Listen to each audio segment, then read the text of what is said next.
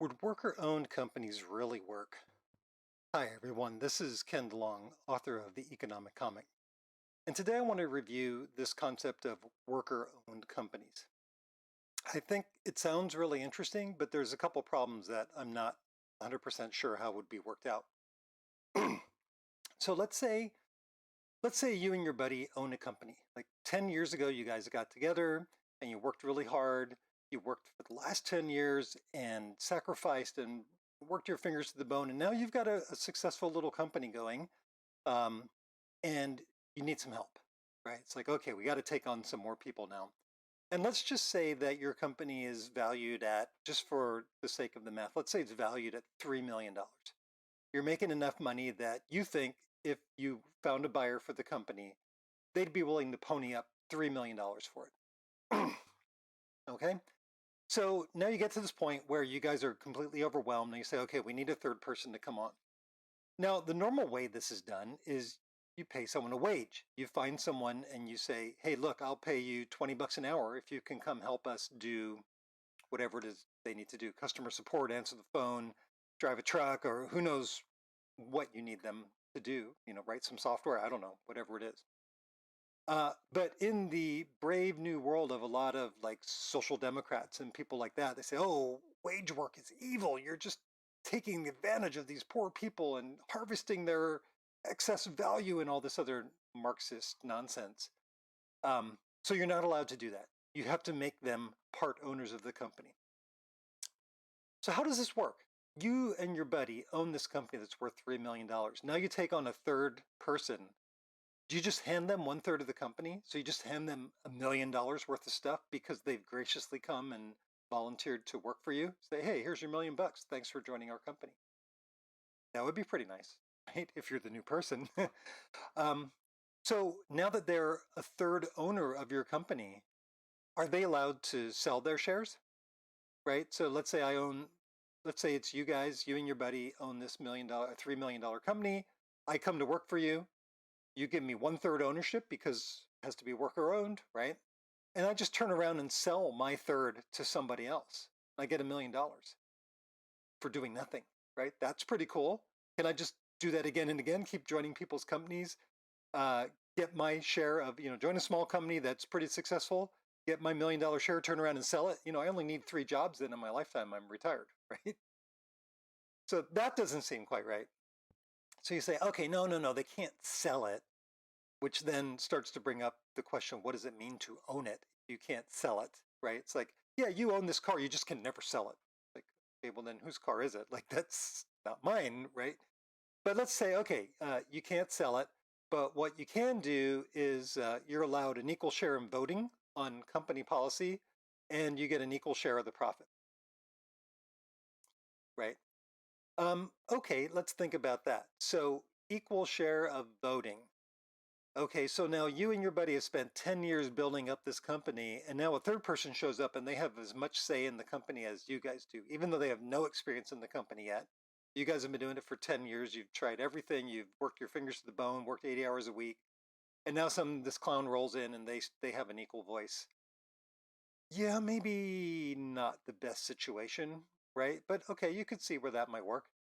Um, as companies get bigger, I really I don't see this actually working. So I've had experience of being in a small company, 100, 150 person company, where management was humble enough to say, hey, look, we don't know everything. Like, you guys are the ones doing most of the day-to-day work.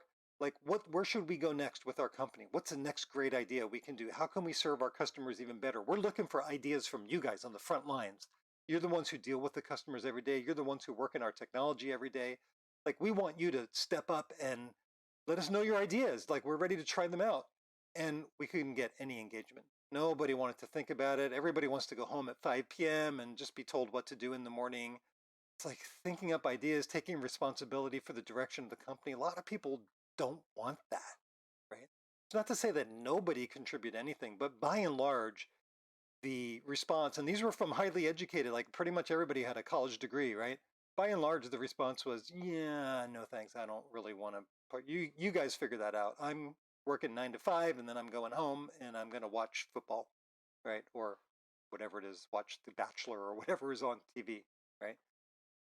If you're going to be involved in running a company, like you almost never can stop thinking about it. Like they're so complicated and so complex, and the world changes so fast. Like company owners are thinking about it, 23 hours a day, 7 days a week for for decades, right? So most people aren't willing to put in that kind of effort, and I don't blame them. They're like, look, I'll come to work for you for 8 hours a day, 9 hours a day, and you pay me a certain amount, and then that's all I want. I'll do the best I can while I'm there. But outside of work, I want to have a life. I want to do other things. I respect that. Like, not everybody wants to have their whole life dedicated to some company, right? So then, if these new workers you bring in have an equal share, an equal say, an equal share of the vote, they're not really going to be, for the vast majority, that engaged, right? And as the company gets bigger and bigger, what it's going to be is, yeah, I just vote myself a raise. We just want more benefits and more money. I don't care. And then eventually the company will, be destroyed probably. Now let's move on to the revenue side of things. We say, okay, voting. I'm skeptical of voting. I mean, I see where it might work, like, but I can also see where it might fall apart. What about revenue though? I think people misunderstand what it means to be the owner of a company. All right. So for a lot of company owners, okay, they bring in money, they sell whatever it is, baked goods, right? And they have to pay their suppliers, they have to pay the electric company, they have to pay the landlord or pay the mortgage, they got to pay all the taxes, they got to pay these people, pay those people, they those people. A lot of times at the end of the day, there's very little money left for the actual owner, right? Most businesses, I mean, you can look this up, like publicly traded businesses, go look at their profit margin. Many of them are negative, meaning they're losing money. A lot of them have profit margins in the single digit percent, like 5%. So it's like, yeah, we brought in $1 million. This is a huge company. And what's left over for the owner is 50,000 after all that work. It's not a lot. And you can say, well, but they own $1 million company. Yeah, that's true. You can't take $1 million company to the grocery store and say, hey, I want some oranges, right? They say, no, you got to show me some cash, right? So you can own this really valuable asset and not be able to do anything with it unless you sell it for money to somebody else. And now it's gone, right? Now it's not yours anymore. So the other thing people don't stop to think about, especially in small businesses, is that the revenue stream, or let's say the profit stream, is totally uneven. Like you might, if you want to take an equal share of the profits as an owner, part owner of the company, that means you're also taking an equal share of the losses, right? Because profit can be negative in any given year, right? Lots of small companies will, $50,000 profit this year, and then mine $10,000 loss next year, and then 70,000 the next year, and 200,000 the next year, and then 20,000 the next year. How many people are going to sign up for a salary like that? You're going to join this company. You're the third person coming in and say, hey, okay, so I'm a third owner now. Great. How much can I expect to take home? I said, well, last year we actually each lost $50,000. So you'd have to put in, right? And 2 years ago, we each made $70,000. And the year before that, it was break even. So we didn't get anything. Most people aren't going to want to sign up for that. Like, you bring it on a third person into your company and you tell them 1 year you're not going to get anything. The next year you're going to make $50,000. The next year you're going to pay in $30,000. The following year you'll make 150. The year after that you'll make 25,000. And most people are going to be like, no, thank you. Like this is way too volatile, way too risky. You're like, yeah, but you're a part owner of the company. So what, right? So I think the vast majority of people, if you gave them that offer and said, look, you'll share in one third of the profits or one third of the losses. If we go bankrupt, you go bankrupt, right? Or we're just going to pay you $20 an hour. You don't get a say in running the company. You don't get, and there's no profit sharing or anything like that. You get $20 an hour and you get paid before we do, right? As the owners of the company, we're the last ones to get paid. And if we lose money that year, we're the ones who pay in. You still get $20 an hour. And you only have to work 9 to 5 and you don't have to think about it on weekends or, do anything like that. How many people would go for that deal versus being a part owner, right? And I'm not necessarily saying one's worse than the other or one's better than the other. It's just that people have different temperaments, and even at different times in your life. There are lots of people who were company owners and worked for 5, 10 years doing this thing where they're, it's like 90 hours a week and totally engrossing. and they made a lot of money, they lost a lot of money, they went through all these ups and downs, and finally they say, man, I just can't take this anymore. I just want to get a job where I get, a salary, and I just have to show up, even if it's 50, 60 hours a week. That's way then someone else takes on all the responsibility and all the worry and all the stress. I completely understand that. It's really, really difficult to be a company owner. It's very stressful.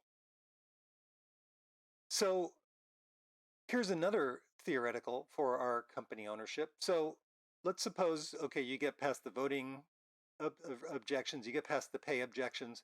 What happens if you and your buddy start this company, you work 10 years, it's worth 3 million, you bring on a third person, and then 2 months later, and they're a third owner, 2 months later, you get a cash offer. Someone walks up and says, I love your company.